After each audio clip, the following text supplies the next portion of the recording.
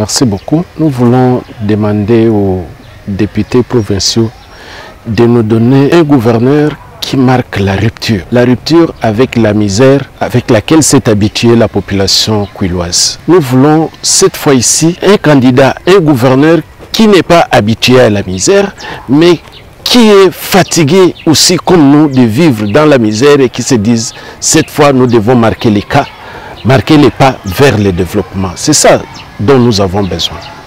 Mais nous avons aussi besoin des sénateurs qui ne partent pas pour des bons, parce que nous ne voyons presque pas nos sénateurs revenir vers la province ou ramener des dividendes de leur politique, de leur participation au Sénat vers la province. Nous voulons cette fois des sénateurs qui parlent au nom de la province et qui inscrivent dans les documents de politique nationale les problèmes de la province du Kwilu. Ce sont les routes, ce sont les infrastructures scolaires et sanitaires, mais c'est aussi des projets dans le domaine de l'agriculture pour relever tant soit peu les niveaux du développement de la province. Nous avons entendu, comme tout le monde, par des rumeurs et par des gens qui se plaignent. Nous avons vu même que certains candidats commencent à désister à cause de cette corruption.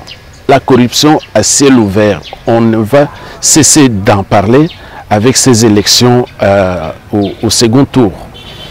Mais si corruption il y a un corrompu et un corrupteur. Mais aussi, il y a les acteurs judiciaires. Qu'est-ce qu'ils font? Il y a les services de renseignement. Qu'est-ce qu'ils font?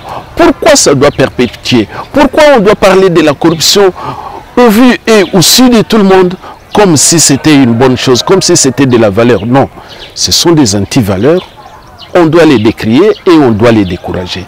Nous ne voulons pas à la tête de nos institutions des gouverneurs corrompus et des sénateurs corrompus et corruptibles. Non, nous voulons des personnes intègres qui nous aident à relever le niveau de la province en augmentant le volume des recettes propres à la province, de sorte qu'on puisse avoir dans la province des infrastructures qui poussent et des routes, des recettes agricoles qu'on entretienne à partir des recettes propres de la province et non des gens qui attendent toujours, Kinshasa toujours en train d'attendre, et quand ça ne vient pas, la province continue à mourir.